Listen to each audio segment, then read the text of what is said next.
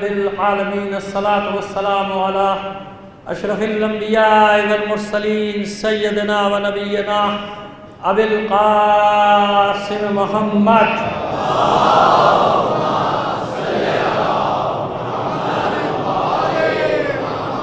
وآلہ الطیبین الطاہرین المعصومین ولعنۃ اللہ علی اعدائہم اجمعین من الآن الى قیام یوم الدین. اما بعد فقد قال اللہ تعالی فی کتابہ المبین وہو اصدق القائلین وقولہ الحق.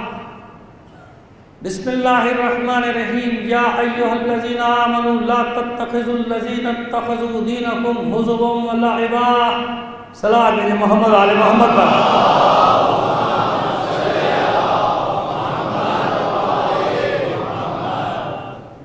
آپ سے درخواست کروں گا تمام مرحوم مومنین و مومنات شہدائے ملت، اور خاص طور پہ آج کے دو نام لے رہا ہوں، شہید علامہ حسن ترابی صاحب اور شہید پروفیسر سبط جعفر زیدی کے سارے ثواب کے لیے ایک سورہ فاتحہ پڑھ کر بخش دیجیے گا.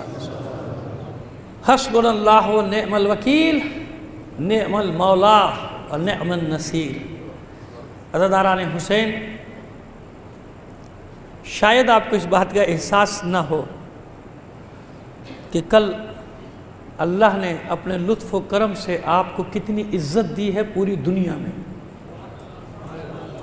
میں عرض کر رہا ہوں، آپ میں سے اکثر کو اندازہ نہیں ہے کہ ایک معصوم شیرخوار کے خون نے، ایک 11 ماہ کی بچی کے خون نے، ایک 11 ماہ کی بچی کی شہادت نے، میں عرض کر رہا ہوں آپ کو بالکل بھی اندازہ نہیں ہے کہ پوری دنیا میں، اس ملک اس شہر کی بات نہیں کر رہا ہوں، اس ایک معصوم بچی کی شہادت نے جو مان رکھا ہے نا تشیع کا، جو عزت دی ہے آپ کو پوری دنیا میں، آپ کو کچھ عرصے بعد اس کا اندازہ ہوگا. پورا تشیع فخر کر رہا ہے آج، پورا تشیع. مجھے بھی اندازہ نہیں تھا، میں آپ کو بتا رہا ہوں. جب یہ سانحہ ہوا کل اور میں مجلس پڑھ رہا تھا اور پوری مجلس ہوئی، مجھے نہیں معلوم کہ لوگ کیا کیا نوٹ کر رہے ہیں. یہ دھماکہ ہوا، سب کچھ ہوا، مگر مجلس پوری ہوئی، مصائب پورے ہوئے. مجھے نہیں معلوم تھا کہ یہ چھوٹی سی بات کہاں تک جائے گی. آپ جانتے ہیں کہ پوری دنیا میں جہاں جہاں شیعہ ہے آج سر اونچا کر کے چل رہا ہے، اور پوری دنیا کو دکھا رہا ہے، اور دیکھ رہی ہے دنیا، دیکھ رہی ہے، اور دنیا خود بھی دکھا رہی ہے کہ یہ ہوتی ہے قوم، اسے کہتے ہیں قوم. کوئی پائے ثبات میں ان کے لغزش نہیں لا سکا. بلاسٹ ہوا، دھماکہ ہوا، مجھے تو پتہ نہیں تھا. دنیا پر جو اس کا امپیکٹ پڑا ہے وہ بڑا عجیب و غریب ہے. اور یہ جملے کیوں کہہ رہا ہوں کہ میں پابند ہوں امانت آپ تک پہنچانے کا. تعداد بتا دوں تو آپ حیران رہ جائیں گے، بس خلاصے سمجھ لیجئے کہ بہت دور دور کے علاقوں سے مجھے حکم دیا گیا ہے کہ کراچی کے مومنین کی جرت کو سلام ہے ہمارا، اور ہمارا یہ سلام کراچی کے مومنین تک پہنچا دیں کہ ہمیں آپ پر فخر ہے. یہ ایک بچی کے لہو میں. آپ مولانا آگے تشریف لائے، ایسے تھوڑی آپ پیچھے بیٹھیں گے. آئیے تشریف لائیے، آئیے یہاں آئیے. آپ تو مجاہدین میں سے خود اپنی جان ہتھیلی پہ لے کے چلتے ہیں بھائی، مجھے معلوم ہے. کیوں میں نے بلایا ان کو بھی آپ نہیں جانتے. یہ وہ مجاہد علماء ہیں ہمارے اہل سنت کے. میں وہاں بھی شکریہ ادا کر چکا ہوں، یہ نہیں کہ انہیں دیکھ کے کر رہا ہوں. IRC کے بھی آپ سن لیجئے گا، ریکارڈنگ جب نشر ہوگی وہاں بھی میں نے شکریہ. کل سے مسلسل اہل سنت کے علماء، اہل سنت کے رہنما، اہل سنت کے لوگ مسلسل رابطے میں، اور ایک ہی بات کہہ رہے ہیں کہ ہم آپ کے دکھ میں شریک ہیں، ہم آپ کے ساتھ کھڑے ہیں، اور اس خارجیوں کے ٹولے سے ہمارا کوئی تعلق نہیں ہے. یعنی ہم سے محبت کا اظہار کر رہے ہیں، اور خوارج کے ٹولے کی مذمت کر کے ان دہشت گردوں سے، ان خارجیوں سے، ان خوارج سے ہمارا کوئی تعلق نہیں ہے. مسلسل علل اعلان ٹی وی پر بھی آپ ان کے اعلانات سن رہے ہوں گے، ہمارے اہل سنت بھائیوں کے بیانات پڑھ رہے ہوں گے، سن رہے ہوں گے اخبارات میں، اور ہم سے تو مسلسل رابطے میں ہیں. تو میں بھی یہاں سے اپنی قوم کی جانب سے آپ کا شکریہ ادا کرتا ہوں کہ آپ ہمارے غم میں شریک ہوئے، ہمارے دکھ میں شریک ہوئے. آپ نے ہم سے یکجہتی کا اعلان کیا تو سن لو ہم بھی علی والے ہیں۔ ایک حسینی ذاکر تم کو قول دے رہا ہے کہ اطمینان رکھو جب تم پر وقت پڑے گا تمہارے پسینے پر ہم اپنا خون بہا دیں گے، لیکن اس شہر میں فرقے وارانہ فساد کی سازش کو کبھی کامیاب نہیں ہونے دیں گے، اور نہ ہونے دیا ہے۔ اللہ اکبر، یا رسول اللہ،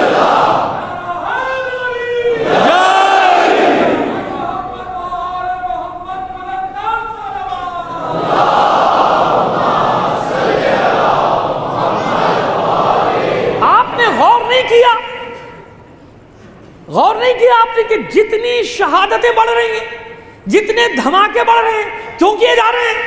تاکہ الگ الگ کر دیا جائے، جھگڑا کرا دیا جائے۔ مگر آپ نے غور نہیں کیا کہ جتنے دھماکے بڑھ رہے ہیں اتنے ہی ہم ایک دوسرے کے قریب آ رہے ہیں کہ نہیں آ رہے ہیں؟ انچولی میں، عباس ٹاؤن میں، کہاں کہاں بتاؤں، خون میں خون ملا ہے ہمارا، 7 شہید ہوئے ہیں۔ لہذا یہ حسینی ذاکر تم سے کہہ رہا ہے کہ جب تک دم میں دم ہے، جب تک میری سانس ہے، میں تو پہلے بھی کرتا رہا ہوں کام، اسی کے لیے کام کروں گا تاکہ رسوا کر دیا جائے ان خارجی ٹولے کو، ان دہشت گردوں کے ٹولیوں کو رسوا کر دیا جائے کہ تم کچھ بھی کر لو، ہمارا ملنا فطری ہے، ہم فطری طور پہ ملیں گے۔ کیوں؟ ہم یہ دیکھتے ہیں کہ قدر مشترک کیا ہے۔ ہم کیا دیکھتے ہیں؟ تم ڈھونڈ ڈھونڈ کے اختلافی پہلو نکالتے ہو، ہم ڈھونڈ ڈھونڈ کے اشتراکی پہلو نکالتے ہیں۔ ہمارے قدر مشترک کیا ہے؟ او بابا، میں شیعہ ہوں، یہ سنی ہے، مگر اس سے پوچھو کہ اگر یہ اولیاء کا ماننے والا ہے تو اس کا سید الاولیاء کون ہے؟ اس اہل سنت سے پوچھو، آنکھیں بند کر کے کہیں بھی، جو اپنے آپ کو اہل سنت کہتا ہے نا، پہچان بتا رہا ہوں۔ اولیاء کو مولانا گواہی دیں گے میری بات کی، اگر اولیاء کو مانتا ہے تو سنی ہے، اگر اولیاء کو نہیں مانتا تو سنی نہیں ہے۔ چیلنج کر رہا ہوں، ریکارڈ ہو رہی ہے میری بات، کوئی ایسے تھوڑی کہ گھر میں بیٹھ کے کوئی بات کر رہا ہوں، اہل سنت کی پہچان بتا رہا ہوں آپ کو۔ اولیاء کو مانتا ہے تو سنی ہوگا، اہل اولیاء کو نہیں مانتا تو سنی نہیں ہوگا۔ تو جو بھی اہل سنت، اور اہل سنت ہے تو اولیاء کو مانے گا، تو مجھ سے پوچھئے کیا اولیاء کو مانتے ہو؟ تب تو میں تمہیں سنی مانوں گا، ورنہ نہیں مانوں گا۔ اور جب اولیاء کو مانتا ہے تو پھر بے دھڑک پوچھئے اسے، اچھا بتاؤ سید الاولیاء کون ہے؟ اب اسے پوچھئے کہ جب اولیاء کو مانتے ہو تو سید الاولیاء، میں نے کہا نا تو ہم تو اشتراکیت کو تلاش کرتے ہیں۔ یہ وہ اشتراکیت کمیونزم والی نہیں ہے بھائی، یہ وہ قدر مشترک تلاش کر رہے ہیں۔ اشتراکیت کیا چیز مشترک ہے؟ اولیاء کو مانتا ہے، تو جب اولیاء کو مانتا ہے تو سید الاولیاء کو بھی مانتا ہے، تو اب سید الاولیاء کو مانتا ہے تو اب قدر مشترک آئی کہ نہیں آئی؟ سنیوں کا سید الاولیاء کون؟ علی۔ اہل سنت کا سید الاولیاء کون؟ علی۔ شیعوں کا سید الاولیاء کون؟ علی۔ تو قدر مشترک ملی کہ نہیں ملی؟ کتنا ہی ہم آپس میں لڑ لیں، جب ولایت کی بات آئے گی تو سنی بھی جانتا ہے، شیعہ بھی جانتا ہے کہ اس سید الاولیاء کے در پہ، چوکھٹ پہ پیشانی رکھے بغیر ولایت تو کیا، ولایت تو کیا، ولایت کا واؤ بھی نہیں ملتا، ولایت تو کیا، ولایت کی دھول بھی نہیں ملتی۔ تو پھر ہمارے ایک ہونے کی جگہ آ گئی کہ نہیں آ گئی؟ کتنا ہی لڑ لیں پھر ہمیں ملنا ہے نا اس در پہ جا کے، کیونکہ سب جانتے ہیں کہ علی کی بارگاہ میں پیش ہونا ہے بھائی، شرمندہ۔ اور کتنی چیزیں بتاتا چلا جاؤں گا، جہاں جہاں ہم مل جاتے ہیں، پنجتن پاک کے باب میں ہم مل جاتے ہیں، میلاد و محافل کے باب میں ہم مل جاتے ہیں، نانا اور نواسے کی بات آئے تو ہم شانے سے شانہ ملا کے کھڑے ہو جاتے ہیں۔ کوئی جب میں کہہ رہا ہوں مشترک تلاش کا تو پوچھو، کسی اہل سنت سے پوچھو نانا کو مانتے ہو؟ ارے بھائی کلمہ پڑھتے ہیں، تو نانا کے نواسے سے کیا کیا جائے؟ محبت یا عداوت؟ تو سنی نہیں جو رسول کے اولاد کی محبت اپنے دل میں نہ رکھے۔ کسی بھی سنی سے پوچھ لیجئے، اسپیکر پہ میری آواز جا رہی ہے، میرے اہل سنت بھائی تو مجھے بہت شوق سے سنتے ہیں، مجھے معلوم ہے، اور مجھے ان کے پیغامات آتے رہتے ہیں۔ اگرچہ کہ کچھ لوگ کسی وقت میرے اپنی ناراض ہوتے ہیں، بھائی ہو جاؤ، لیکن میرا مشن تو یہی ہے، میرا مشن یہی ہے کہ دروازے کھلے رکھنا ہے، نہ معلوم کہاں کون حر بیٹھا ہوا ہے۔ میں نے تو یہی سیکھا ہے اپنے مولا حسین سے کربلا میں کہ ایسی محبت سے پیش آؤ کہ زندگی چھوڑ کے موت کی طرف آ جائے، نہیں، موت کو چھوڑ کے زندگی کی طرف آ جائے، ہے نا؟ تو اب مجھے بتائیے، تو پوچھئے وہ سنی ہوگا کہ جو رسول سے محبت کرے اور اولاد رسول سے نفرت کرے؟ نہیں، اسی لیے سنی ہے ہی وہ جو برملا کہتا ہے کہ میں تو پنجے تن کا غلام ہوں۔ سنتے ہیں نا ہمارے بھائی فیروز الدین اور فصیح الدین سہروردی، دونوں بھائی اس کو بڑے اس سے پڑھتے ہیں، اور بھی لوگ پڑھتے ہیں ماشاءاللہ۔ تو سنی تو علل اعلان دھڑلے کے ساتھ کہتا ہے، کوئی تقیہ تھوڑی کرتا، وہ کھل کر کہتا ہے کہ میں تو پنجے تن کا غلام ہوں، سب جگہ کہتا ہے، ٹی وی پہ کہتا ہے، اپنی محفل میں کہتا ہے، آپ کی محفل میں کہتا ہے۔ اب شیعہ سے پوچھو کہ نواسے کا غم مناتے ہو، رسول کی محفل بھی کرتے ہو یا نہیں کرتے ہو؟ اب مجھے بتا دیجئے کہ کون سی آپ کی مسجد یا امام بارگاہ ایسی ہے کہ جہاں میلاد النبی نہیں ہوتا؟ اور ہمارے یہ مولانا صاحب بھی تشریف لاتے ہیں ان محفل میں بڑے شوق و شوق سے، اور بھی ہمارے علماء سب تشریف لاتے ہیں۔ کیوں بابا؟ کوئی جھگڑا نہیں ہے، تو کتنا ہی جھگڑا ہو ہمارے پاس قدر مشترک بہت ساری ہیں، ہمیں خود بخود ایک ہونا پڑتا ہے۔ جب ولایت کے دشمن ناصبی ٹولہ، خوارج کا ٹولہ، جب اس نے سر اٹھایا، شروع میں لوگ سمجھتے تھے کہ عراق میں کہ شاید شیعہ سنی جھگڑا ہو رہا ہے، کیونکہ خبریں نہیں آتی نا، یہاں ایسی خبریں آتی کہاں ہیں۔ شروع میں لوگ سمجھے کہ شام میں کوئی شیعہ سنی جھگڑا ہو رہا ہے، بلکہ یہاں پروپیگنڈا بھی یہی کیا جا رہا تھا، وہ اپنے پٹھو اخباروں اور چینلوں کے ذریعے کہ شیعہ سنی لڑائی، شیعہ سنی لڑائی۔ اب کھل گیا بھید، لاکھ چھپانے کے باوجود سب کو پتا چل گیا کہ عراق میں بھی مقابلہ خوارج کے ساتھ ہے، اور مقابلہ کرنے والے شیعہ اور سنی ایک ساتھ ہیں، سب کو پتا ہے۔ آپ جا کے نیٹ پہ خبریں دیکھ لیجئے، کرد شیعہ نہیں ہے، موصل کے لوگ شیعہ نہیں ہیں، اہل سنت ہیں، مگر لڑ رہے ہیں نا ان کے ساتھ، خارجیوں کے ساتھ، شانہ بشانہ ایک ہو کر۔ اسی طرح شام کے لیے پروپیگنڈا کیا گیا، کس نے کہا شام میں تو شیعہ ہیں 10 سے 12%، شیعوں سے کب لڑائی ہو رہی ہے؟ اور کس نے کہا کہ بشار الاسد شیعہ ہے؟ کس نے کہا؟ لیکن پروپیگنڈا یہ کیا جا رہا تھا۔ مگر کیا ہوا؟ آنکھیں کھل گئی کہ نہیں؟ اور خبر دے دوں آپ کو نہیں معلوم، یمن میں جو تحریک چل رہی ہے، آپ کو حیرت ہوگی یہ سن کر کہ وہاں اہل سنت کے تمام مفتیوں نے فتویٰ دیا، جب دھرنا دے رہی تھی حوثی جماعت جو وہاں کے مومنین ہیں جو قیام کیے ہوئے تھے، فتویٰ دیا کہ تمام اہل سنت ان کے ساتھ دھرنوں میں شریک ہو جاؤ۔ تو یمن میں جو اب مومنٹ بنی ہے، شروع میں انہی نے اس کو رنگ دینے کی کوشش کی تھی شیعہ سنی، اب سب کے منہ بند، کیوں کہ سب کو پتا ہے کہ اب شانہ بشانہ مل کے ظالموں کے خلاف لڑ رہے ہیں۔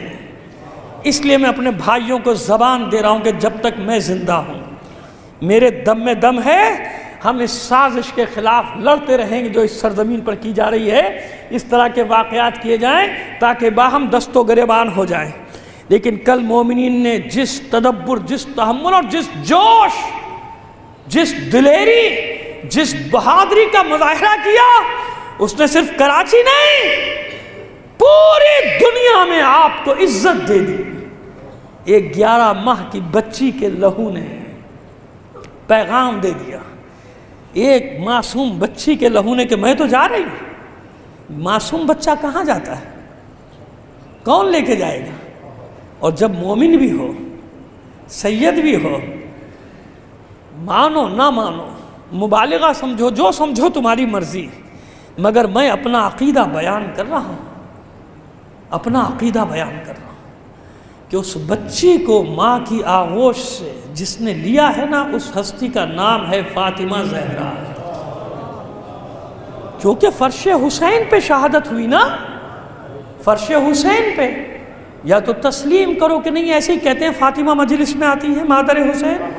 جب مادر حسین مجلس میں آئی ہو اور ایک معصوم بچی دم توڑ دے، ظالموں کے ستم کا نشانہ بن جائے، مگر یزیدیت کو رسوا کر کے چلی گئی کہ اگر کوئی نہیں مانتا تھا تو آج مان لو کہ کربلا میں کیسے وحشی اور درندے تھے جنہوں نے 6 ماہ کے بچے کی گردن پہ تیر لگایا تھا۔ آج دیکھ اس معصوم بچی کی شہادت نے، تو اس معصوم بچی کو کہاں گئی یہ معصوم بچی؟ جو لینے والا آئے تھے وہ لینے کے لے کر چلے گئے، مگر جاتے جاتے پیغام دے گی، مومنو سر بلند رہنا، سر اونچا کر کے رہنا، سر نیچا کر کے نہیں رہنا، میں تمہیں عزت دے کے جا رہی ہوں۔ نہیں لے سکتا، ملکوں کے نام لوں گا تو 1 گھنٹہ ہو جائے گا، جہاں جہاں یہ ہلچل مچی ہوئی کل سے۔ میں کہہ رہا ہوں نا کہ مجھے خود بھی اندازہ نہیں تھا، مجھے تو صبح اندازہ ہوا جب پوری دنیا میں ایک ہلچل مچی ہوئی کہ کیا کیا کراچی کے مومنین نے۔ پہلے وہ انچولی کے مومنین نے کمال دکھایا، وہی گردن دبوچ لی ان خبیث دہشت گردوں کی۔ اس لیے اپنے بچوں سے کہتا ہوں خوف کی ضرورت نہیں، ڈرنے کی ضرورت نہیں۔ جتنا ان سے جو ڈرتا ہے خوف اس کے پیچھے پیچھے بھاگتا ہے، جہاں خوف ہو اس پہ لپٹ پڑو، جھپٹ پڑو، خوف بھاگ جائے گا۔ دبوچ لو ان کو، یہ جہاں پہ ہیں دبوچ لو۔ صرف پولیس کی ذمہ داری نہیں ہے، صرف رینجرز کی ذمہ داری نہیں ہے، سب کی ذمہ داری ہے۔ کیا پولیس کے جوان ٹارگٹ نہیں بن رہے؟ میں انسان ہوں، انسان بھی وہ جس کا رشتہ ہے کربلا کے ساتھ۔ صاف صاف بات کرتا ہوں، کسی کو اچھا لگے یا برا لگے، جو حق ہے میں وہ بات کرتا ہوں۔ میں کربلا والوں کا ماننے والا۔ جو پولیس والا جو مارا جاتا ہے بیچارہ، کیا اس کے ماں باپ، اس کے بہن بھائی نہیں ہوتے؟ اس کے چھوٹے چھوٹے بچے نہیں ہوتے؟ کیا رینجرز کا جوان جو مارا جاتا ہے، اس کے ماں باپ، اس کے بہن بھائی، اس کے بچے نہیں ہوتے؟ کیا یہ اپنے گھروں سے ان میں سے اکثریت دور نہیں ہوتی؟ پھر کیا میرے دل میں ان کا درد نہ ہو؟ میرے دل میں ان کے لیے تکلیف نہ ہو؟ لہٰذا حقیقت پسند ہونا چاہیے ہمیں۔ جب اتنے بڑے جو ممکنہ وسائل ہیں، سب کچھ دوسروں پہ تھوڑی چھوڑ دینا بھائی، وہ کریں۔ اچھا فرض کر لو ساری سیکورٹی ہٹا دی جائے تو آزاداری چھوڑ دو گے؟ بتاؤ بھائی۔ ماشاءاللہ، لبیک لبیک لبیک لبیک۔ یہ تھا جواب، یہ تھا جواب میرے سوال کا۔ وہ کہتے نہیں دے گیا سیکورٹی، جاؤ ہٹا لی ہم نے، پولیس بھی ہٹا لی، رینجر بھی ہٹا لی۔ اب میں آپ سے شیعہ حیدر کرار سے سوال کرتا ہوں کہ اگر یہ ساری سیکورٹی ہٹا لی جائے آزاداری کرو گے یا نہیں؟ وہ بابا آزاداری کسی کی محتاج نہیں، یہ سب سیکورٹی ہٹا لی جائے، میں بھی ڈر جاؤں، تم بھی ڈر جاؤ، ارے بابا پھر بھی آزاداری ہوگی۔ کیوں کہ یہ اللہ اور حسین کا معاملہ ہے۔ لبیک لبیک لبیک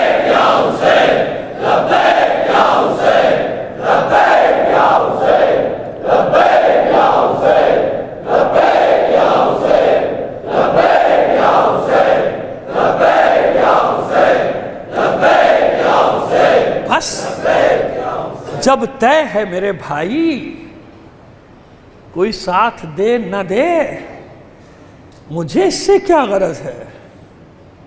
مجھے اس سے کوئی غرض نہیں۔ ہمیں تو میں خانہ علی کے جام سے کام ہے، ہمیں اس کی کوئی غرض نہیں کہ کتنا پہرا لگتا ہے، کتنا پہرا نہ لگتا، نہیں لگتا۔ یہ آزاداری کرنی ہے میرے بھائی، اس لیے یہ باطل اپنے دماغ سے یہ خام خیالی نکال دے۔ فورسز کر رہی ہے اپنی ڈیوٹی پوری، بہت اچھی بات، ہم بھی دعا دیتے ہیں خدا ان کی بھی حفاظت کرے۔ صحیح ہے نا؟ پولیس کے جوان، ہمارے اسکاؤٹس کے بچے، الغازی اسکاؤٹس کے، رینجرز کے سپاہی، ان سب کے ماں باپ ہیں، ان سب کے بچے، اور پھر ہمارے فوجی جوان مستقل سرکوبی کر رہے ہیں دہشت گردوں کی سرحدوں پہ، ان کی بھی یہ دعا ہے مولا جلد از جلد ان کو کامیابی دے دے۔ لیکن انصاف سے بتاؤ یہ سب نہ ہو تو کیا حسینی دہشت گردوں کے آگے سرنڈر کر دے گا؟ کرو گے؟ نہیں کر سکتے نا، کر ہی نہیں سکتے، ورنہ حسینی ہو ہی نہیں۔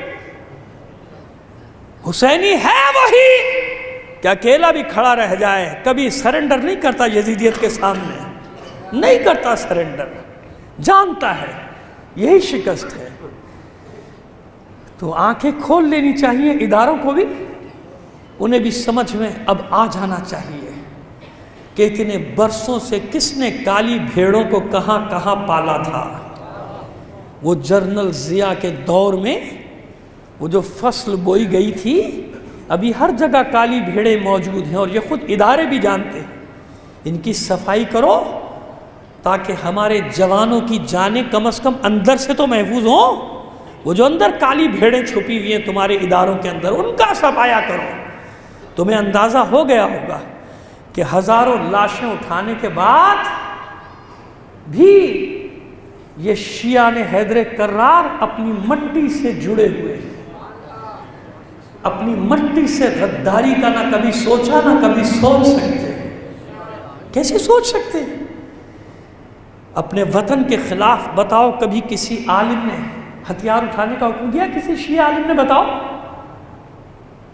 کبھی فورسز پر حملہ کرنے کا حکم دیا؟ کسی شیعہ عالم نے بتاؤ؟ جن کو تم نے پالا تھا وہ کیا کر رہے ہیں دیکھ لو۔ جو لاشیں اٹھاتے رہے آج بھی اپنے فوجی جوانوں کی کامیابیوں کے لیے صدق دل سے دعائیں کرتے ہیں، صدق دل سے۔ بہت مجروح ہیں ہم، بہت زخمی ہیں، ہر ایک نے ہم پر زخم لگائے ہیں، مگر اتنے زخمی ہونے کے باوجود ہم اپنی مٹی کے وفادار ہیں۔ کیوں؟ ارے ہر کسی سے زیادہ ایک شیعہ کی خواہش ہوتی ہے کہ وہ مرے تو اس کے سینے پہ نشان حیدر سجا دیا جائے۔ نشان حیدر کی قدر و قیمت شیعہ سے زیادہ کون جانتا ہے دنیا میں؟ کوئی نہیں جانتا۔ اس لیے ہم اپنی مٹی کا قرض ادا کر رہے ہیں، اس لیے اپنی مٹی کے وفادار ہیں۔ کیوں؟ جس در سے وابستہ ہیں اس در نے ہمیں یہ سکھایا ہے، اس مولا نے ہمیں یہ سکھایا ہے۔ اب مضمون تو انہی چیزوں میں رہ گیا، مگر ایک بات ضرور آپ کی خدمت میں عرض کرنا چاہتا ہوں، کیونکہ مقامات ولایت میں بات کر رہا ہوں نا۔ سنیے، ولایت کے مقام، کل جو بات کی تھی شہزادی کونین کے حوالے سے بات کی تھی، اور پیغمبر ختمی مرتبت کے حوالے سے بات کی تھی، مگر شہزادی کونین کی ولایت کے باب میں ایک مطلب چھوٹا سا رہ گیا، وہ آج مکمل کر دیتے ہیں انشاءاللہ، کوشش کرتے ہیں کہ آپ تک پہنچا۔ تو آج بھی جو روایت نقل کر رہا ہوں، عجیب بات ہے کہ اگر میں اس کا نام نہ لوں تو روایت سننے کے بعد شاید بہت سے اس کے ماننے والے بھی کہتے کہ یہ آپ نے کیسے کہاں سے پڑھ دی روایت۔ اس لیے میں پہلے نام لے رہا ہوں کہ یہ روایت نقل کرنے والا بھی خمینی بت شکن ہے۔ کون ہے؟ خمینی بت شکن۔ اس کا نام بھی تو ابھی تک اس دور میں باطل کے سینے پہ سر پہ ہتھوڑا بن کے پڑتا ہے۔ دلیر ہے نا، اور صرف دلیر نہیں، شجاع نہیں، شجاع پرور، جس نے بہادر نسلوں کو پروان چڑھایا، بزدل نہیں بنایا اپنی قوم کے بچوں کو، شیر پیدا کیے، شیر، ایک بہادر قوم بنا دیا ایک بھٹکی ہوئی قوم کو۔ وہ خمینی بت شکن کیسا عاشق تھا اہل بیت کا۔ سنو کیا لکھتا ہے بیت فاطمہ کے بارے میں، کیا لکھتا ہے خمینی، گھر کے بارے میں کیا لکھتا ہے، شہزادی کونین کے گھر کے بارے میں خمینی بت شکن لکھتے ہیں کہ اس بیت فاطمہ میں ایک گوشہ ہے، خانہ فاطمہ میں ایک گوشہ ہے، جس گوشے پر چھت نہیں ہے۔ ایک گوشہ ایسا ہے جس گوشے پر چھت نہیں ہے، بلکہ اس گوشے کی چھت عرش اولا ہے۔ خانہ فاطمہ میں ایک گوشہ ایسا ہے جس گوشے میں کوئی چھت نہیں ہے، بلکہ اس کی چھت ہے عرش الہی، عرش اولا۔ اس گوشے میں فرش سے عرش تک ہر وقت نور آ رہا ہے اور جا رہا ہے۔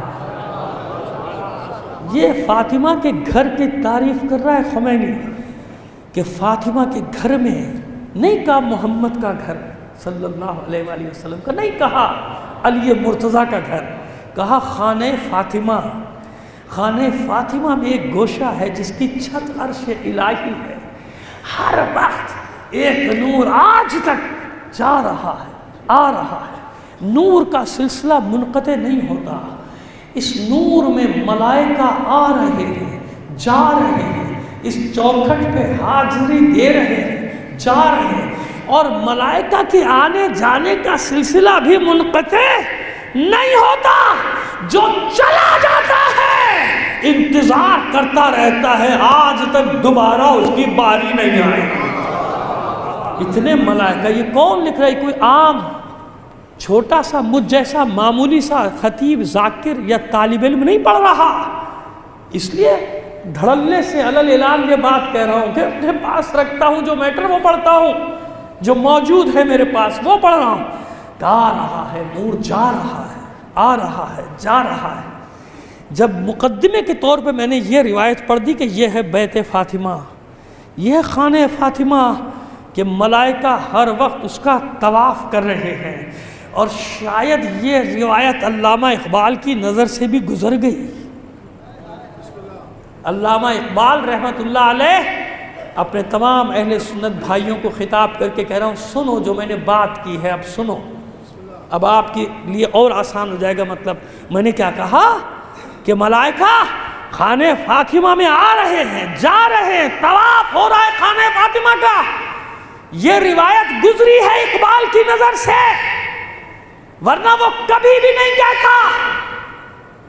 سیدہ نساء عالمین کے بارے میں کبھی بھی نہ کہتا اقبال۔ اگر اس نے یہ روایت نہ دیکھی ہوتی جو اس نے کہہ دیا، کیا کہا اقبال نے؟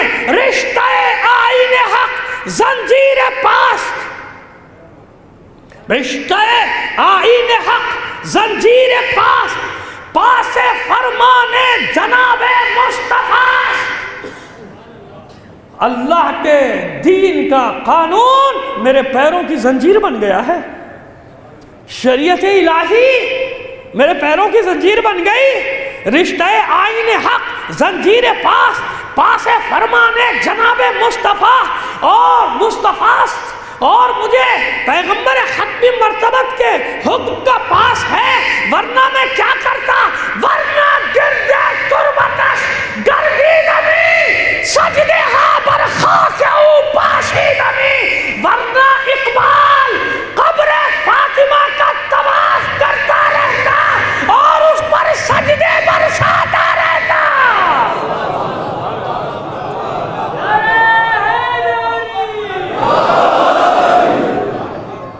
یہ ہے تمہارے اور میرے اقبال کا عقیدہ۔ بہت جگہ اقبال کے بیٹے نے ادھر ادھر کرنے کی کوشش کی، مگر اس قصیدے میں اس کی بھی جرت نہیں ہوئی کہ کہہ دیتا کہ میرے باپ کا نہیں ہے۔ کئی جگہ اس نے ڈنڈی مارنے کی کوشش کی، کیونکہ ابھی تک کھلا ہی نہیں کہ اس کا عقیدہ ہے کیا۔ یہ تو طے ہے کہ نہ وہ شیعہ ہے نہ وہ سنی ہے، یاد رکھیے گا جاوید اقبال، کیونکہ جو شراب کی حرمت کا قائل نہ ہو تو پھر کیا رہ گیا؟ نہ وہ شیعہ رہ گیا نہ سنی۔ جو چیز متفقہ طور پر حرام ہے، شیعہ ہوگا تو اس کے پاس بھی حرام ہے، سنی ہے تو اس کے پاس بھی حرام ہے۔ اگر کوئی چوری چھپے کہیں ڈنڈی مارتا بھی ہے تو کیوں چوری چھپے؟ جبھی تو کرتا ہے کیونکہ حرام کام ہے نا، اور معاشرے میں بدنامی کا ٹیکہ الگ لے لیتا ہے اپنے لیے، لیکن یہ اس کی حرمت کا قائل نہیں ہے۔ وہ میں نے پھر پورا ایک مقالہ لکھ کے بھیجا بھی تھا، آگے تک چلا گیا تو بہت سارے لوگوں تک پہنچ گیا تھا۔ خیر، تو جو بات کرنا چاہ رہا ہوں کہ یہ ہے اقبال کا عقیدہ۔ یہ وہ قصیدہ ہے جو وہاں سے شروع ہوتا ہے، مریم اس یک نسبت عیسیٰ عزیز اسے نسبت حضرت زہرا عزیز۔ یہ عقیدہ ہے اقبال کا۔ آئیے اب روایت، ایک روایت خمینی ابو الشکن کی نقل کر دی، اس روایت کی روشنی میں آپ کو اقبال کا عقیدہ میں نے بتا دیا کہ اقبال کا کیا عقیدہ ہے۔ اب آئیے امام محمد باقر علیہ السلام کی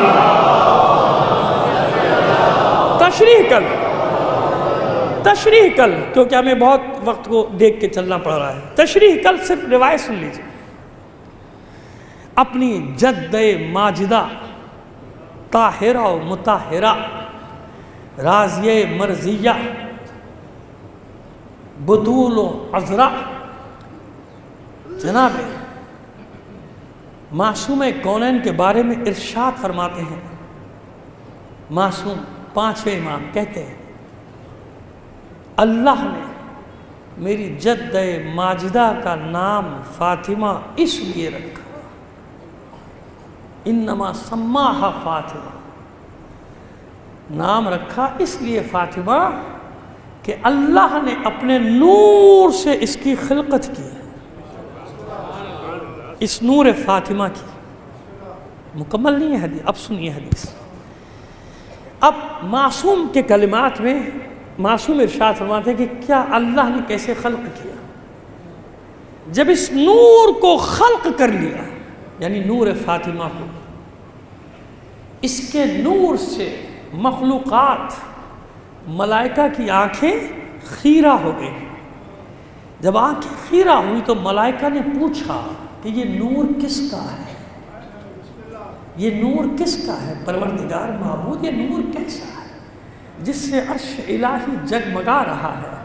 جواب ملا، یہ پانچویں امام کی حدیث القطرۃ من فضائل اہل البیت، 2 جلدوں میں علامہ احمد منبسط کی کتاب ہے، بہت ہی مشہور کتاب ہے، احمد منبسط کی کتاب ہے، 2 جلدوں میں۔ اس کا فارسی عربی دونوں ورژن میرے پاس موجود ہے، اطمینان رکھیے۔ کتاب کا نام ہوا میں نہیں لوں گا کہ جو کتاب ہی نہ ہو دنیا میں، گھر پہ موجود ہے، میرے پاس موجود ہے، اور اس کو سب علماء نے مستند قرار دیا، 2 جلدوں میں ہے بس۔ اب جواب دیا ھذا نور من نوری، یعنی اللہ نے ملائکہ کو جواب دیا، پانچویں امام اسے نقل کرے کہ اللہ نے ان مخلوقات سے کہا ھذا نور من نوری واسکنتہ فی السماء، میں نے اس نور کو اپنے نور سے خلق کیا ہے، میں نے اس نور کو، نور فاطمہ کو اپنے نور سے خلق کیا اور اپنے آسمانوں کو اس کا مسکن قرار دیا ہے۔ اسکنتہ فی السماء، میں نے اپنے آسمانوں کو اس کا مسکن قرار دیا ہے، اور اسے کہاں قرار دیا گیا ہے؟ وَجَعَلْتُهُ فِي صُلْبٍ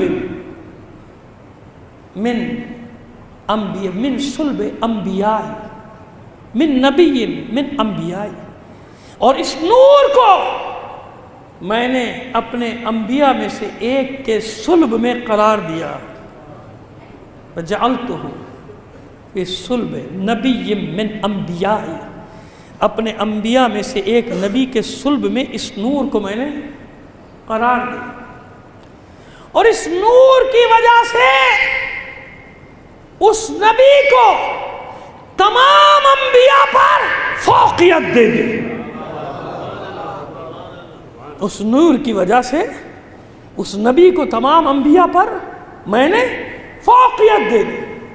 اور پھر اس کے بعد صرف یہاں پہ بات ختم نہیں ہوئی، اب فرماتے ہیں معصوم کہ اللہ نے جواب دیا، پس اس نور سے ایک اور قوم کو پیدا کروں گا۔ وہ جو آپ کہتے ہیں نا فاطمہ کی دعا والے لوگ ہیں، وہ دلیل دے رہا ہوں آپ کو کہ وہ کون سی روایت ہے، وہ سنتے جائیے آج میرے زبان سے۔ اس نور سے ایک قوم کو پیدا کروں گا، یقومون فی امری، وہ قوم میرے دین کے لیے قیام کرے گی، چاہے پوری دنیا سمٹ کر ایک طرف ہو جائے، یہ قوم لڑتی رہے گی دین کے لیے، کھڑی رہے گی میدان میں، یہ قیام کرے گی میرے دین کے لیے، میرے دین کے لیے قیام کرے گی۔ بس اس نور سے اس قوم کو خلق کروں گا۔ تو یہ ہے نور فاطمہ اور یہ ہے مقام فاطمہ، ایک مقام میں مشترک، چادر میں سب ایک، پھر اللہ نے الگ الگ شناختیں دی، ان شناختوں میں بتا دیا خبردار علی سب کچھ ہے مگر بعد محمد ہے. یہ عقائد مسلمہ میں سے ہے، پوری دنیا سن لے کہ شیعہ عقیدہ کیا ہے، ہمارے اصول دین میں کیا ہے. ہمارے اصول دین میں پہلا توحید ہے، ہمارے اصول دین میں دوسرا عدل ہے، ہمارے اصول دین میں تیسرا نبوت ہے، ہمارے اصول دین میں چوتھا امامت ہے، ہمارے اصول دین میں پانچواں قیامت ہے. ہم پر الزام نہ لگاؤ، تہمت نہ لگاؤ بعض نادان دوستوں کی وجہ سے. سب کچھ ہے علی مگر پیغمبر کے بعد ہے، یہ ہمارا عقیدہ ہے. یہ عقیدہ ہے یا نہیں شیعو؟ اب یہ محب اور حبیب کا آپس کا معاملہ ہے کہ جہاں چاہتے ہیں محمد علی کو بلند کر دیتے ہیں. بس اتنا جملہ کافی ہے نا. جہاں جہاں سمجھا حکم الہی کے تحت علی کو بلند کیا. اس میں بھی حکمت الہی ہے بھائی. کئی جگہ آپ دیکھیں گے کہ علی محمد سے بلند ہو گئے، ہوئے نا. ایک کب جب بتوں کو گرانے کے لیے 2 شہر رسالت پہ سوار ہوئے. ایک غدیر خم میں جب رسول نے بازو تھام کر بلند کیا تو رسول سے بلند ہوئے کہ نہیں ہوئے؟ مگر علی سے پوچھو، رسول سے پوچھو کہ اس بلندی میں کیا حکمت ہے، اس بلندی میں کیا راز ہے. ارے جب بت توڑے جا رہے تھے تو پوچھا تھا رسول نے کہ یا علی یہ سب سے بڑا بت کیسے گرے گا؟ یا تو آپ میرے شانے پر سوار ہو جائیں یا میں آپ کے شانے پر سوار ہو جاؤں. مسکرائے تھے علی. اور ہوا کیا تھا فیصلہ کہ نہیں، علی دوش رسالت پہ سوار ہو. اسی لیے علی دوش رسالت پہ سوار ہوئے کہ بتا دیا تھا کہ علی سب کچھ ہے، پوری کائنات کا مولا ہے، مگر محمد عربی کا وزن مجھ سے زیادہ ہے. اور محمد عربی کی طاقت کا اعلان کیا کہ کائنات میں اللہ کے بعد بس رسول ہے جو علی کے وزن کو اٹھا سکتا ہے، ورنہ پوری کائنات نہیں اٹھا سکتی.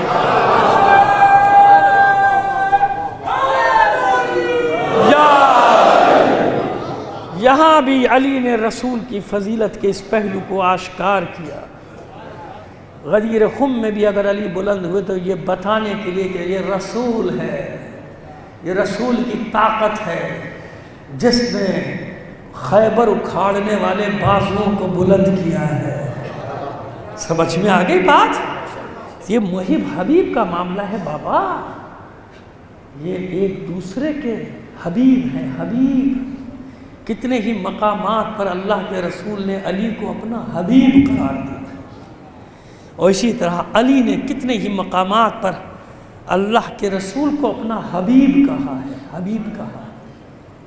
یہ اسرار و رموز ہیں، ان میں بغیر تیاری کے غوطہ زن ہونے کی کوشش نہ کیا کرو، ورنہ گمراہی کا چانس بن جاتا ہے. خدا نہ کرے بغیر تیاری کے اس میدان میں کود پڑو گے، ہلاکت بھی آ سکتی ہے. چیزوں کو بڑی احتیاط سے لے کر چلنا پڑتا ہے. ایسے ہی ہے نا، جس نے پہچانا بس وہی ہلاک ہو گیا. کیسے دعویٰ کر رہا ہے پہچاننے کا؟ جب رسول نے کہہ دیا کہ علی کو کوئی پہچان نہیں سکتا سوائے اللہ کے اور میرے، تو نے کیسے دعویٰ کر دیا؟ جس نے پہچانا وہی گمراہ ہو گیا.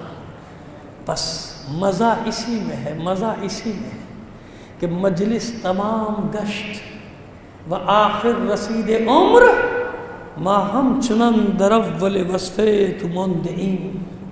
عمر ختم ہو گئی، معبود مولا حکم ختم، عمر ختم ہو گئی، عمر تمام ہو گئی.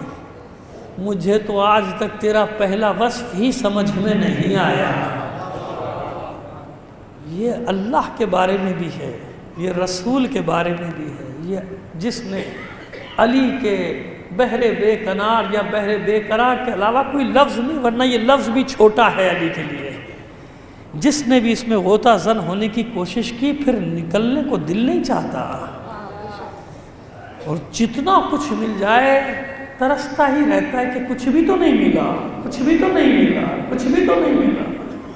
اتنا کچھ ہے یہاں، اس لیے عرفاء جتنی بلند منزلوں پہ پہنچتے جاتے ہیں سر جھکتا جاتا ہے، جھکتا جاتا ہے، ہاتھ ملتے ہی ہاتھ ملتے چلے جاتے، کچھ بھی تو نہیں ملا، حالانکہ دنیا کی نظروں میں اتنا مل چکا ہوتا ہے، بیابانوں میں چلے جاتے ہیں، چھوڑ دیتے ہیں آبادی کو، صحراؤں میں چلے جاتے ہیں، لیکن انہی صحراؤں کو گلشن بنا دیتی ہے علی کی محبت۔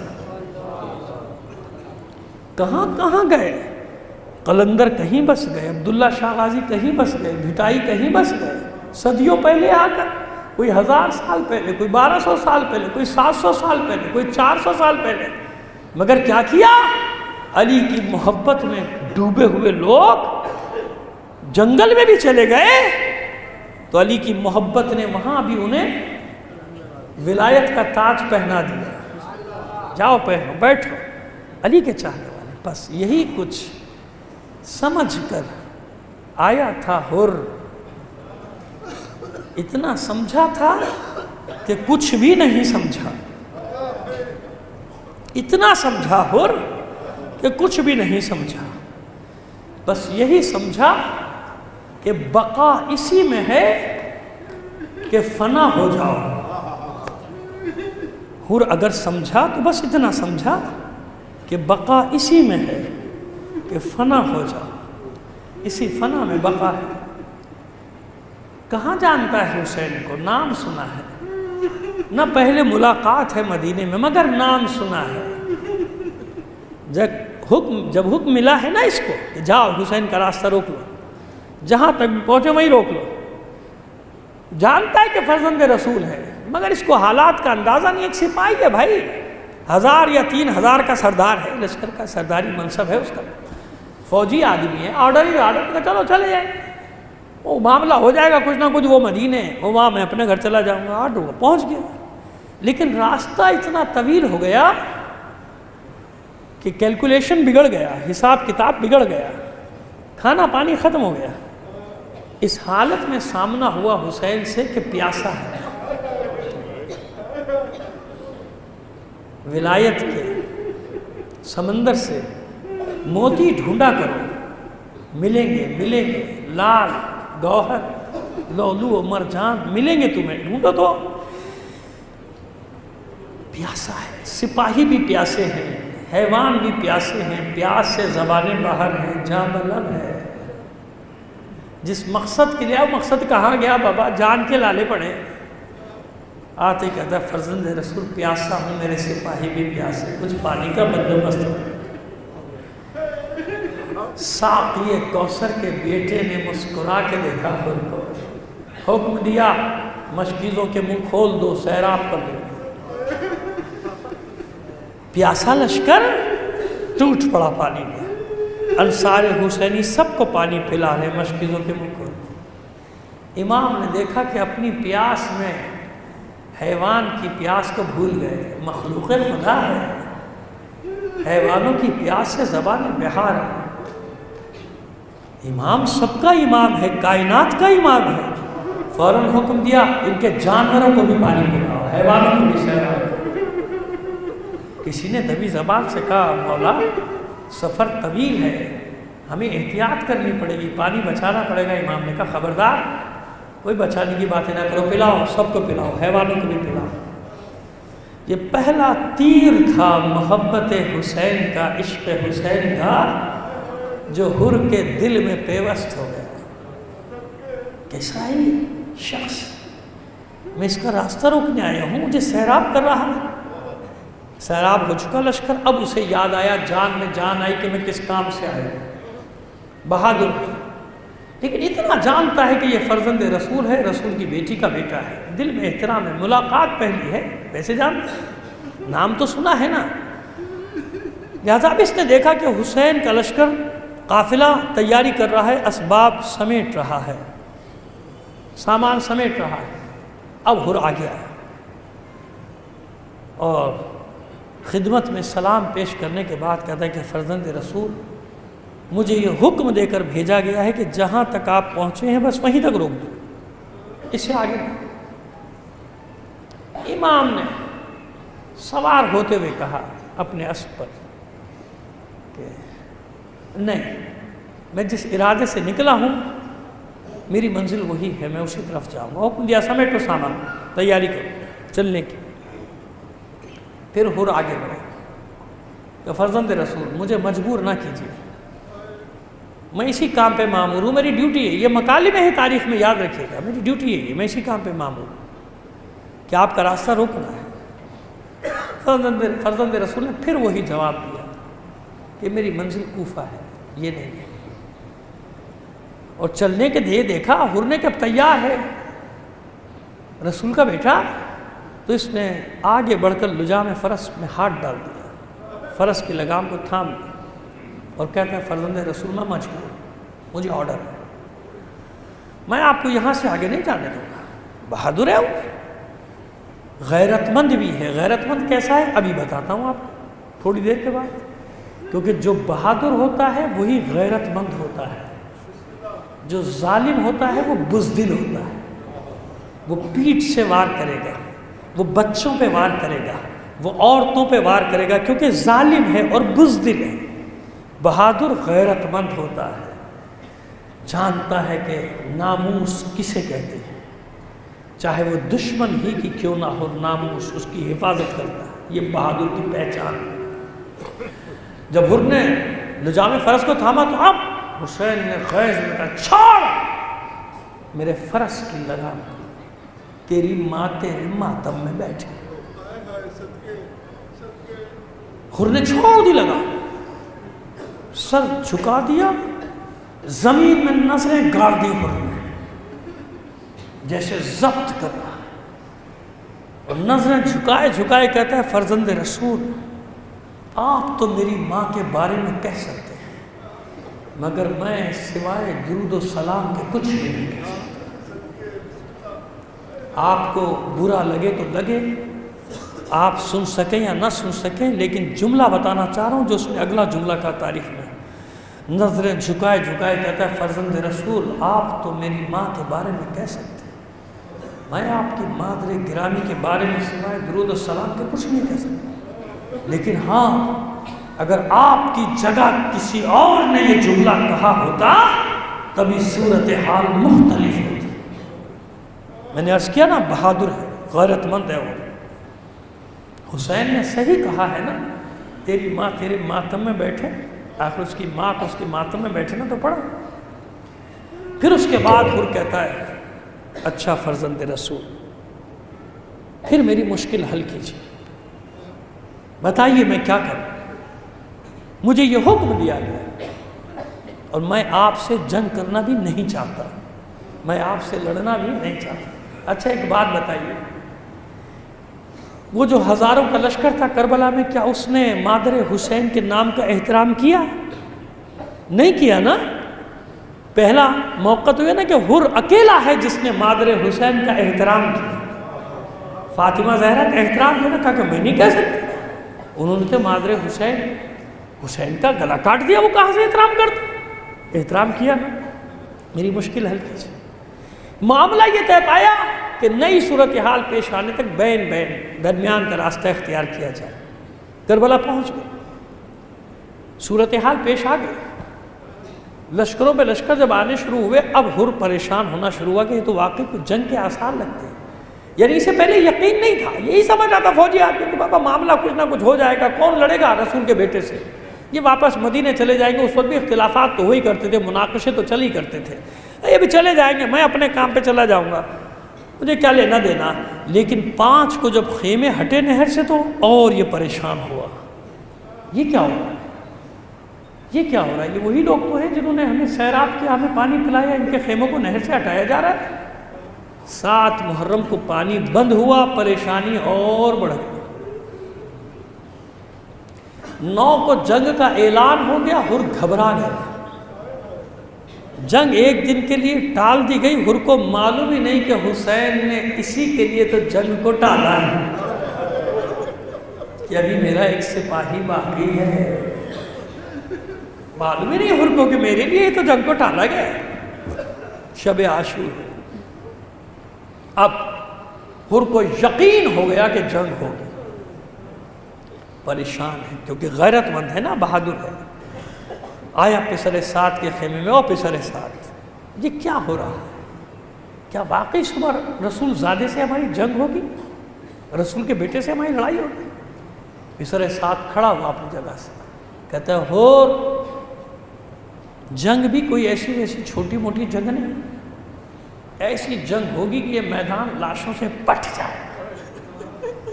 یہ جنہیں تو مختصر سا لشکر سمجھ رہا ہے نا، اسے مختصر سا لشکر مت سمجھنا، یہ ہاشمی ہے، ہاشمی۔ میں نے ان کی لڑائیاں دیکھی، ان میں سے ایک بھی گھوڑے سے نہیں گرے گا جب تک کشتوں کے پشتے نہیں لگائے، لاشوں کے ڈھیر لگائے بغیر ان میں سے ایک بھی گھوڑے سے نہیں گرے۔ ایسی چل میں برسے گا تیروں کا، نیزوں بجلیاں کڑکیں۔ خیمے میں آیا، ہاتھ مل رہا ہے، چہرہ زرد ہے۔ بھائی نے پوچھا وہ کیا بات ہے؟ اتنی بڑی بڑی جنگوں میں تیری یہ کیفیت نہیں دیکھی، خوف تیرے چہرے پر ہے، کیا مسئلہ ہے، کیا بات ہے؟ اور کہتا ہے ذرا خاموش ہو کر یہ آوازیں سن۔ خیمے میں سکوت ہوا، کانوں میں آوازیں آنا شروع ہوئی، العطش العطش، آئی پیاس، آئی پیاس۔ اور نے پوچھا بتا کس کے بچوں کی آواز ہے؟ اسی حسین کی نہیں جس نے ہمیں سیراب کیا تھا؟ میری کچھ سمجھ میں نہیں آتا میں کیا کروں۔ ایک طرف جنت ہے، ایک طرف جہنم ہے، حسین کا ساتھ دیتا ہوں قتل کیا جاؤں گا مگر حسین جنت کا ضامن تو ہے، ادھر رہتا ہوں قتل کر دیا جاؤں گا مگر دولت مل جائے گی، مگر یہ تو بتا کہ قتل حسین میں شریک ہونے کے بعد پھر کوئی عمل جہنم کی آگ سے بچا سکے گا؟ بھائی نے کہا کیا ارادہ ہے تیرا، کیا چاہتا ہے؟ اپنے ہتھیار اٹھائے اور نے کہا میں چلا، تمہارا جو دل چاہے کرو، میں چلا، میں حسین کی طرف چلا ہوں، میں ہی تو ذمہ دار ہوں، میں ہی نے ہی تصور کا حسین کا راستہ، کاش میں نے ایسا نہ کیا ہو۔ بھائی نے کہا میں بھی چلوں، ہتھیار اٹھایا، بیٹا بھی ہر کا بیٹا، کہا میں بھی ساتھ ہوں تیرے بابا، جو تم نے فیصلہ کیا ہے صحیح۔ غلام سے کہا جا تجھے آزاد کر دیا، پیر پکڑ لیا، غلامی کیا کرتا ہے؟ جب تک جہنم والوں کے ساتھ تھا مجھے ساتھ رکھا، اب جنت میں جانے کی باری آئی مجھے چھوڑ کر جاتا۔ دعائیں دی ہر نے، رات کی تاریکی میں تاریخ بشریت کا یہ عظیم ترین قافلہ، عظیم ترین لشکر جو صرف 4 نفوس پر مشتمل، ادھر سے نکلا، ادھر حسین نے اپنے انصار سے کہا جاؤ ہر آ رہا ہے، اور دیکھو خبردار، دوست بن کر آ رہا ہے، محب بن کر آ رہا ہے، احترام سے لانا۔ ہر کا نام سن کر دوڑ پڑے انصار حسینی، دیکھا تاریکی میں سائے اس طرف آ رہے ہیں، ہر گھبرا گیا، جناب عباس کو قبر بنی ہاشم کو پہچان گیا، اتر آیا گھوڑے سے، اپنا ماما اتارا، کھول دیا، کہ میرے ہاتھ باندھ۔ بھائی سے کہتا میرے ہاتھ باندھ، کہیں یہ نہ سمجھیں عباس، علی کے بیٹے، علی کے اولاد، یہ نہ سمجھے کہ میں لڑنے کے لیے آ رہا ہوں، میں ویسے بھی مجرم ہوں۔ ہاتھ بندوائے، چلا کر کہا اے فرزند ابو تراب، جنگ کے ارادے سے نہیں آیا، جنگ کے ارادے سے نہیں آیا۔ آگے بڑھ کر انصار نے جرمٹ میں لیا، عباس کہتے کہ میرے مولا نے تیرے استقبال کے لیے بھیجا ہے، بول چل۔ خیمہ گاہ کے قریب پہنچا تو زمین پہ بیٹھ گئے، ہاتھ بندھے ہوئے، زانوؤں کے بل چل کر گیا ہے۔ حسین کے قدموں میں، گود میں، زانو پہ سر رکھ کے ایسے رونے لگا جیسے مدتوں سے بچھڑا ہوا کوئی چھوٹا سا بچہ ماں کی آغوش میں آ کر روتا جاتا ہے اور کہتا جاتا ہے مولا کیا میری خطا معاف ہو جائے گی؟ مولا میں ہی وہ گناہ گار، میں نے راستہ میں ان بچوں کی پیاس کا ذمہ دار ہوں، مولا مجھے معاف کر دو، مولا آپ کریم ابن کریم ہیں، مجھے معاف کر دیجیے۔ روتا جا رہا۔ حسین نے سر اٹھایا، بوسے لیے سر کے، اپنے ہاتھوں سے حبیب کے ہاتھ کھولے، جا حر کے ہاتھ کھولے اپنے ہاتھوں سے، کہا جا حر، میں نے بھی معاف کیا، میرے اللہ نے بھی معاف کیا۔ خوش ہو گیا حر۔ جب جنگ کا آغاز ہوا، پہلے غلام کو بھیجا، حسین لاشا اٹھا کر لائے، بھائی کو بھیجا، حسین لاشا اٹھا کر لائے، بیٹے کو بھیجا، میرے سامنے چلا جا، کہیں بعد میں نیت نہ بدل جائے۔ لیکن کتنا ہی دلیر صحیح حر، جب بیٹا گرا ہے نا گھوڑے سے اور اس نے آواز دی ہے بابا میری خبر نہیں، تو جوان بیٹے کی فریاد سن کر حر سے رہا نہ گیا، تڑپ اٹھا، چلا کر کہتا ہے میرے لال میں آ رہا ہوں، میں آ رہا ہوں۔ دوڑا تھا قتل گاہ کی طرف، ادھر حر دوڑا، ادھر حسین نے پکار کر کہا عباس دوڑو، علی اکبر دوڑو، ارے جوان بیٹے کا لاشا ہے، حر کو جانے نہ دینا۔ حر کو روک لیا، پہنچ گئے نا آپ، میں جانتا ہوں آپ کی فکریں کہاں تک پہنچ گئی، ارے جوان بیٹے کا لاشا ہے، باپ سے دیکھا نہ جائے گا۔ روک لیا حر کو، حسین خود لاشا اٹھا کے لائے، حر بھی زخموں سے چور ہو کر آیا، سر زانوں پر ہے، پوچھا ایک بار پھر مولا، مولا میری خطا تو بخش دی گئی نا؟ حسین نے رو کر کہا حر تیری ماں نے تیرا نام صحیح رکھا تھا، تو دنیا میں بھی حر ہے، تو آخرت میں بھی حر ہے۔ سر کا زخم گہرا تھا، حسین نے عبا سے رومال نکالا، باندھ دیا، روایتوں میں ہے کہ یہ رومال زہرا نے اپنے ہاتھ سے بنا کر حسین کو دیا تھا، بس یہ رومال سر پہ بندھا، حر کے چہرے پہ اطمینان آ گیا، چلا گیا حر یہ رومال لیے دنیا سے، اب مجھے کوئی خوف نہیں، اب میں مطمئن ہوں۔ اب اگر قیامت کے دن زہرا نے سوال کیا، دختر رسول نے سوال کیا حر میرے بچوں کا راستہ روکا تھا، یہ رومال کھول کر دکھا دوں گا، اے شاہزادی، اے آقا زادی، آپ کے بیٹے نے مجھے معاف کر دیا تھا۔ الا لعنت اللہ علی القوم الظالم۔